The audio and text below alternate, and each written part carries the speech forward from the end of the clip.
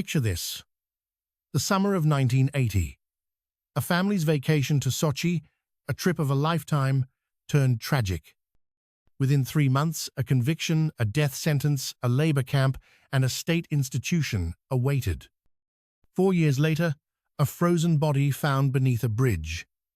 A family erased by one fateful conversation. Imagine 1980, a nation caught between its revolutionary past and an uncertain future. An aging leader presided over an era of stagnation, economic decline, and political rigidity. A pervasive culture of surveillance touched every aspect of daily life. Trust was a luxury. The security apparatus grew vast with informants everywhere. Neighbors, colleagues, acquaintances. The need to trust in a society built on suspicion would prove fatal for one English family. Picture this: an industrial city off-limits to foreigners due to military production. The city produced tanks, artillery, strategic military hardware factories operating around the clock. Workers lived in concrete apartment blocks, identical neighborhoods differentiated only by numbers. A city built for function, not beauty, where the sky was perpetually gray and the sense of being watched was constant. A 39-year-old engineer at a heavy machine building plant joined the party for advancement. His file described him as reliable, skilled, politically neutral, attending meetings without complaint. His wife, 37, a librarian, made their small apartment a refuge. Their son, 14, excelled in physics, accepted into a specialized mathematics program. They were ordinary citizens navigating the compromises required to maintain a decent life. This ordinariness is important because what happened to them could have happened to anyone. In early June, the engineer received notification of a 2-week vacation at a workers' resort. A Black Sea coastal town served as the unofficial summer capital, offering subsidized vacations. The allocation was a surprise. The waiting list typically stretched for years.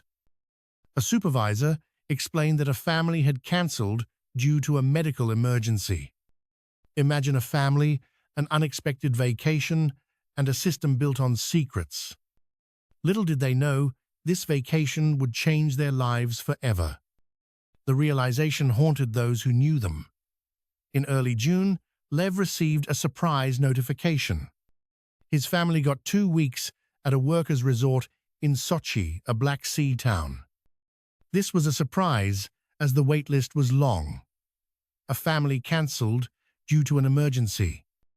Lev's record and work on hydraulic systems put him at the top of the list. Raisa was delighted, and Timur, who had never seen the sea, was excited. They would leave on July 18th and return on August 1st. 2 weeks of leisure. The Olavs arrived in Sochi after a 48-hour train journey from Sedlovsk. The resort was a complex of buildings around a dining hall with a rocky beach. The rooms were simple but clean, with beds, wardrobe, and a small balcony. The Olavs were assigned a sea view room on the 2nd floor, a good omen. Their first evening was spent exploring, eating dinner, and watching the sunset. The sunset's colors were vivid compared to the gray of their home. On their second day, they met the Vulovs at the beach. Timur accidentally struck a boy with a stone. The boy laughed, not hurt. His father, a man in his late 30s, suggested they swim together. His name was Fodor Vulov. His warm manner put the Olaf family at ease. His wife Oksana was quieter but friendly, observant, and content. They had 2 children, a son named Pavel, who was 13, and a daughter, Katya. The families spent the afternoon swimming, building sandcastles, and sharing lunch. Fodor Vulov was a lieutenant colonel in the KGB's 2nd Chief Directorate. His presence at the resort was not an official assignment. He was on vacation. He was grateful for a break from managing ideological subversion among scientists. KGB officers did not stop being KGB officers on vacation. Training remained. Fyodor Vulov had spent 15 years learning to read people to identify threats. Even while relaxing, part of his mind remained active, observant, cataloging. The two families fell into an easy companionship over the following days. Imagine a man trained to spot disloyalty, a skill he could never truly turn off. For 15 years, he learned to read people seeking threats to the establishment. Even on holiday, his mind remained sharp, cataloging those around him. The families grew close, swimming, walking, and sharing meals together. The man found his new acquaintance easy to talk to, a genuinely interested listener. He spoke of his work, the challenges of outdated equipment and materials. The other man presented himself as an administrator, a vague but harmless title. His wife, usually reserved, found herself chatting easily with the other woman. They spoke of books, children, and the joys and frustrations of daily life. It was on the evening of July 25th that the man made his first mistake. Relaxing, the conversation turned to the frustrations of daily life. Endless lines, economic dysfunction, and a sense of worsening shortages. He began talking about a shipment of unusable valves due to defects. Production was delayed, but no one was held accountable due to connections. The real problem was the entire system where loyalty trumped competence. Criticism was impossible, labeling anyone who spoke out as unreliable. He mentioned a colleague who saw more efficient factories elsewhere. He wondered if the promises of a worker's paradise had been fulfilled, or if they lived in a system controlled by a small elite. He joked that the leader was a symbol of decline, barely coherent. The tragedy was the system prevented anyone from acknowledging the truth. He laughed, but his wife sensed danger and tried to change the subject. There was a brief, heavy silence as the atmosphere shifted. The other man smiled, made a mild comment, and the conversation moved on. Imagine a leader paraded before the world, yet the system prevents acknowledgement of failure. He joked, sensing danger. She laughed to divert. A heavy silence fell. The other man smiled, nodding, mentioning frustrations, shifting the topic. Something shifted. She noticed he watched the speaker more carefully. The goodbyes felt formal, forced. A hangover and sick feeling arose. He remembered his words, a cold fear gripping him. "Careless," she said. He hoped nothing would come of it. They distanced themselves politely. The damage was done. The other man sat on his balcony thinking. He was on vacation, but the comments stuck with him, troubling him. Criticism could be dismissed, but mocking the leader was serious. These were indicators of ideologically hostile views, a threat. His career was built on neutralizing such views before they spread. He took no pleasure in ruining lives, but the system's stability mattered. The system depended on removing threats to ideological unity. What might he say to colleagues? What influence on younger engineers? Failure to report meant risking his own career and freedom. The agency did not tolerate officers covering up ideological crimes. He excused himself, claiming a headache, went to the administration. He identified himself and requested a secure telephone line. He called his superior, explained the situation, received instructions. He was instructed to file a detailed written report upon his return. He spent 2 hours writing a comprehensive account of the conversations. The report included comments about corruption and comparisons. The report included personal details, place of residence, employment. "Imagine a phone call to Moscow," a report requested. The wheels of bureaucracy began to turn. For 2 hours, Fyodor detailed his talks with Lev. Every word, every nuance, committed to paper. Party corruption, comparisons to the East, criticism, all meticulously recorded. Lev's personal details, his job, his home, all laid bare for scrutiny.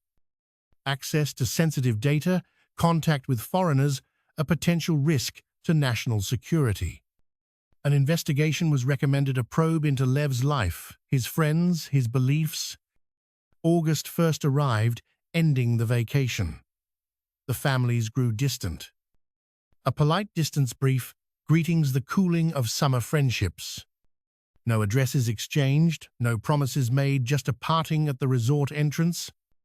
The Vulovs to one station, the Olafs to another, their paths diverging. Why the distance? Sometimes Risa said people run out of things to say. Not a lie, but not the truth, a veil over unspoken concerns.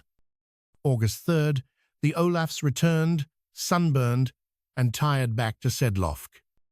August 5th, Lev at Uralmash, back to routines, specifications, installations. Everything seemed normal days, past Risa to the library, Timur to school.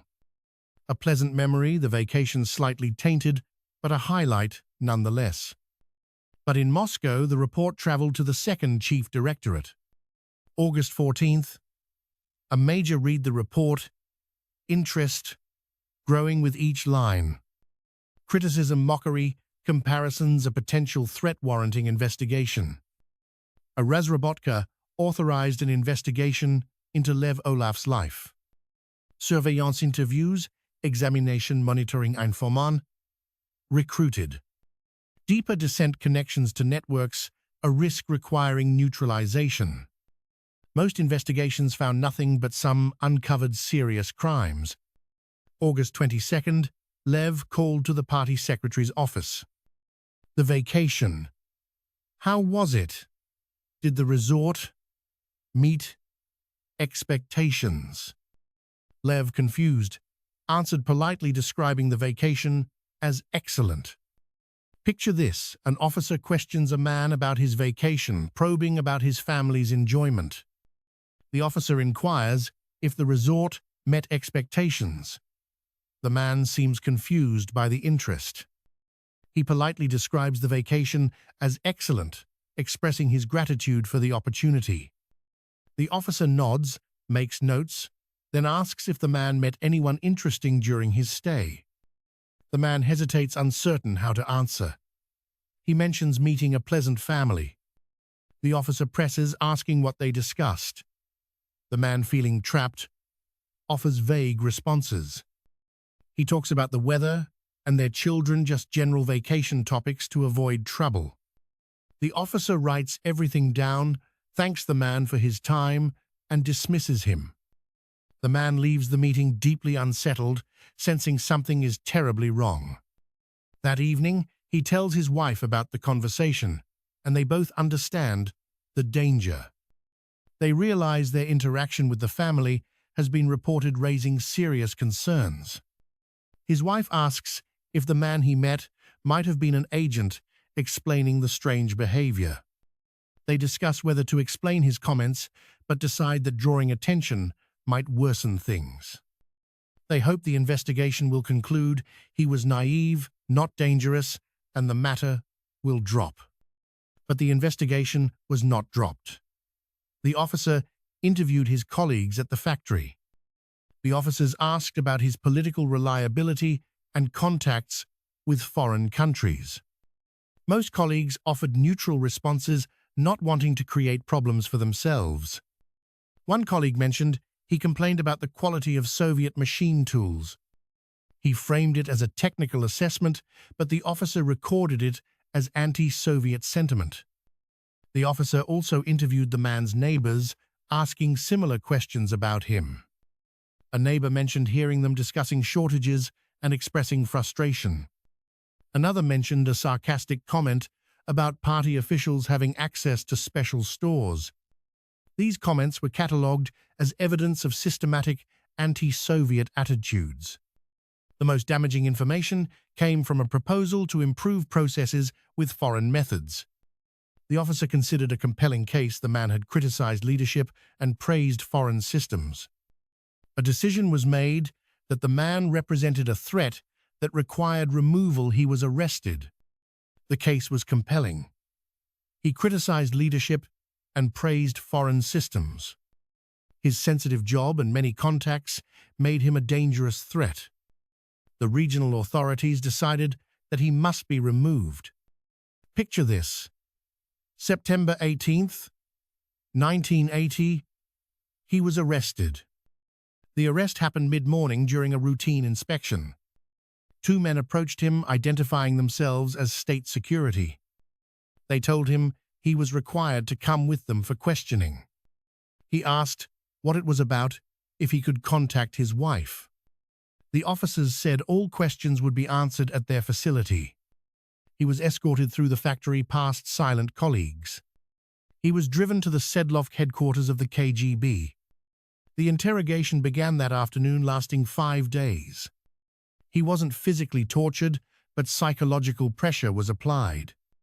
Officers worked in shifts, asking variations of the same questions. What did you say? Why did you criticize? Why praise foreign methods? Who shares your views? What foreign contacts do you have?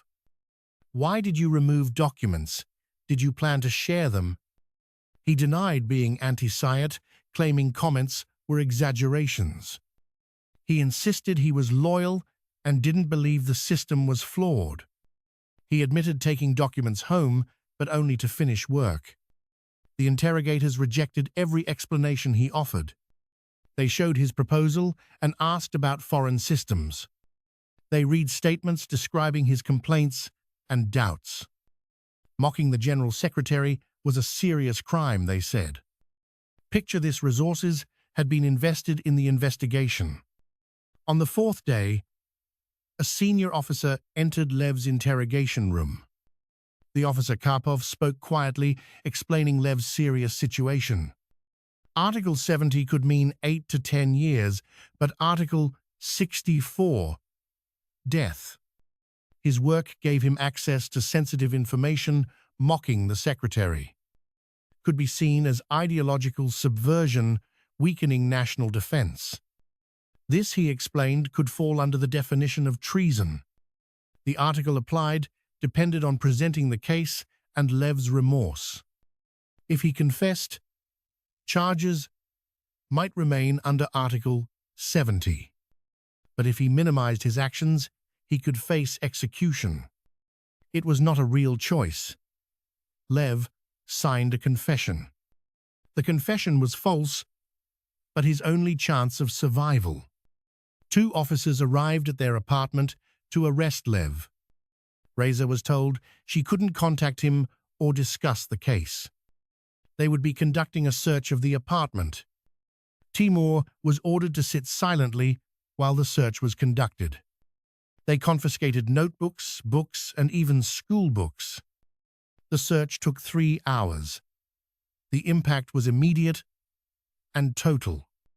Risa was placed on indefinite leave, which meant she was fired. Timur found himself isolated at school. Friends avoided him. His placement in the mathematics program was revoked. Risa tried to find a lawyer, but defense was largely symbolic. The best outcome was a prison sentence, not something worse. Lev's trial took place on October 20th, 1980. Imagine Raisa's desperation, seeking a lawyer for Lev, but facing constant rejections. One lawyer warned her that a prison sentence was the best she could hope for. She had to prepare herself and her son for a long, painful separation. Lev's trial began on October 20th, 1980, shrouded in secrecy. Raisa was barred from attending, shielding the process from public view. Lev's attorney advised him to plead guilty and express remorse. A witness recounted Lev's comments with clinical precision. Colleagues described Lev's ideological unreliability. Lev's signed confession was read aloud, sealing his fate. The judge listened impassively, his expression unreadable. 2 hours later, the verdict was far worse than anyone imagined. Lev was charged with treason, a far more serious accusation. His access to defense production gave him access to sensitive information. He had removed restricted documents and kept them at home. He had expressed admiration for Western methods and criticized the leadership. These actions were deemed preparation for espionage. Lev was found guilty of treason, a sentence of death by firing squad. The courtroom fell silent as the sentence was read. Lev stiffened as if struck. His attorney offered no objection. He was permitted one final meeting with his wife. Raisa learned of the verdict from a KGB officer at her door. She stood unable to process the news, her world shattered. Her son began to scream, overwhelmed by grief. The visit took place 2 days later, a final goodbye. He looked gaunt, aged a decade in a single month. They sat, unable to touch, their conversation monitored. Picture this, a bleak room, October 22nd, a detention facility. A man gaunt is led in a decade etched onto his face. His wife and son are granted 30 minutes, every word monitored. Physical touch, a forbidden luxury. He tries to reassure them, to apologize for his foolish words, never imagining they would lead to this. She tells him she loves him, that she will care for their son, that she will be strong in his absence. The son can barely speak, tears streaming down his face as his father's words ring hollow. 30 minutes evaporate, a blur of tears and empty promises. The guards announce time's end. He looks at his wife and son one last time, then is led away. It is their final farewell. He files a petition for clemency, a mere formality with virtually no hope yet required. The petition is reviewed, forwarded to Moscow, and rejected within 96 hours. No explanation given. His execution is scheduled for November 12th, approximately 3 weeks after the trial. Meanwhile, his wife's legal troubles begin. She is summoned to headquarters under investigation. The charge: failure to report anti-establishment activity. A cold investigator explains the accusations. As his wife, she must have known of his hostility, heard his critical comments, and failed to report him. She protests her innocence, claiming his complaints were mere work frustrations, nothing criminal. Ignorance is no excuse, the investigator retorts. Loyalty to the state trumps loyalty to family. Her failure to report his unreliability makes her complicit. The legal basis is questionable. But the establishment has decided she is a problem, a reminder of a past case that must be erased. Her trial takes place on November 8, 1980, a closed session lasting less than 4 hours. She is found guilty, sentenced to 5 years in a corrective labor colony. A devastating blow. 5 years away from her son, 5 years in conditions that will test her very limits. She has 3 days to arrange for her son's care before being transported westwards. No family can take him. Her parents are gone, his relatives terrified of association. A representative arrives, informing her that her son will be placed in a state children's home.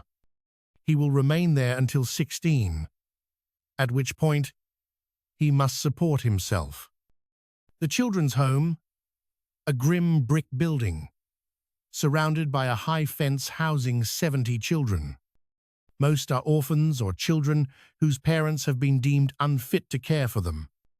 Imagine the despair as relatives, fearing association with a traitor, turned away. On November 10th, a ministry representative arrived with devastating news for Raisa. Timur, they declared, would be sent to State Children's Home number 7. He would remain there until 16, then be left to fend for himself. Picture this, a grim 3-story brick building housing 70 children. Orphans and children deemed unfit, victims of circumstance and political whims. The facility operated on a strict schedule designed to produce obedient citizens. Wake at 6, breakfast at 7, schoolwork study, lights out, at 9. Deviation meant punishment, loss of meals, solitary confinement, or worse. On November 11th, Timur arrived with a single bag and a few cherished books. He was assigned a narrow bed in a dormitory with 9 other boys. The director, a heavy-set woman, saw the children as problems to manage. She warned him that as a traitor's son, he would receive no special treatment. Intelligent but sensitive Timur was unprepared for the brutality of institutional life. Older boys stole his books, tore his clothes, and beat him in the dormitory. The adults showed little interest in protecting him or any of the children. Violence was seen as natural a way for the stronger to establish dominance. Timur tried to focus on schoolwork, but the school was poorly equipped. His dream of engineering receded into impossibility, his future limited. Letters from his mother arrived irregularly, heavily, censored and brief. She told him to be strong, but Timur sensed the desperation she hid. He knew their lives would never recover, even if they were reunited. By mid-December, he began sneaking out at night, disappearing into the suburbs. On January 15, 1981, Timur left the children's home for good. He took only his clothes and a photograph, walking into the darkness with no plan. The file was marked absconded, placed in a cabinet with dozens of others. Picture this, a family photo taken the summer before everything changed. At 3 in the morning, he climbed out the window into the darkness. He had no plan, only the need to escape the place he knew. The children's home reported him missing, but the case was minor. His mother, in a labor camp, was never told of his disappearance. What happened to him over the next few years remains a mystery. Rumors placed him with street children at a construction site begging. On November 18, 1984, a body was found. The young man frozen and alone lay beneath the bridge. He was buried in an unmarked grave, his identity lost. In November 1985, his mother returned, searching in vain. She never knew he lay buried less than 5 kilometers away. On November 12, 1980, Lev Olaf was executed. His last words were only that he was sorry to someone. Their story is a testament to what is lost when ideology wins.